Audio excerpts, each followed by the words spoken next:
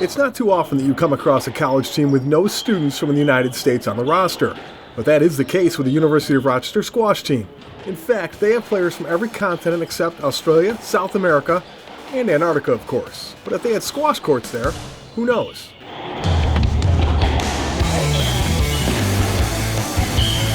It's not something that happened on purpose, but it has worked out well. I wanted to have this experience of having a bunch of international guys, because I think it's a great educational process for the guys to have. And they're friends now, so they travel all over the world to each other's countries.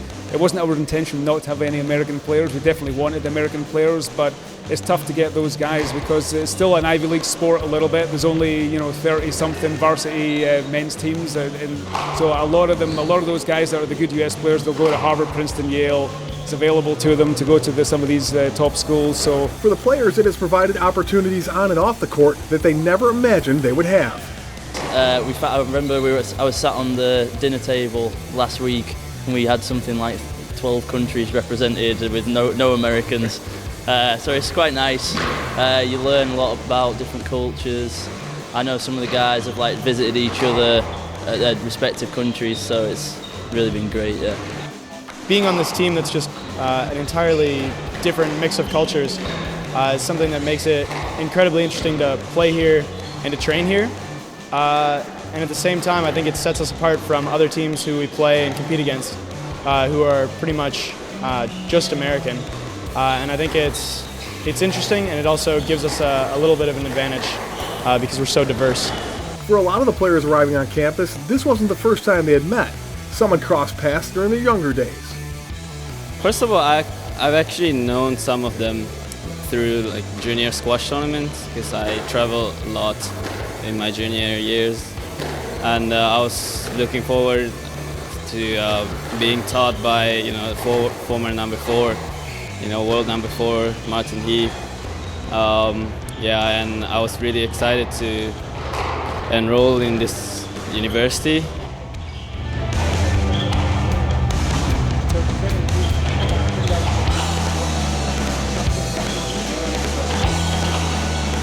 I personally love it. It's a great experience, and it helps everybody. Having the chance to play against a different player every day, it gives definitely a big advantage. And I personally love it. I personally love the international flavor of the team. One of the reasons players from all over the globe wind up at the U of R is the man who leads the program. Martin Heath was a top international player. At one time, he was ranked 4th in the world. Oh, it's an inspiration every day, because he can come out in about 5 minutes of warming up. He's the best player on the team. He'd be our number 1 in a heartbeat, and he's always got something to teach us. It's just incredible to watch him play. He's just a great guy as well. So, squash isn't a full NCAA sport. There aren't enough varsity teams to make it one. Instead, it's governed by this College Squash Association, which provides the opportunity for schools like the U of R to go head-to-head with some of the most prestigious colleges in the country, like Harvard, Yale, and Princeton. Not being an NCAA sport, but playing against some of the Ivy League schools and things like that, it's kind of a neat experience too, isn't it? It's amazing. We are a Division 3 school, but we are competing as a Division 1 level, so we loving it. We're training hard, we always together as a team, and it's a terrific level, as you just said. It's an amazing opportunity.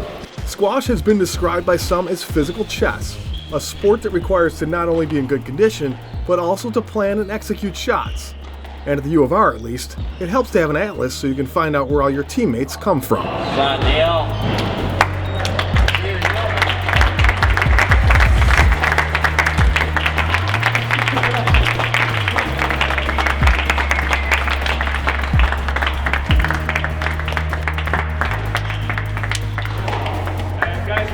you to University of Toronto for coming down. That's our last home match, so best of luck to University of Toronto.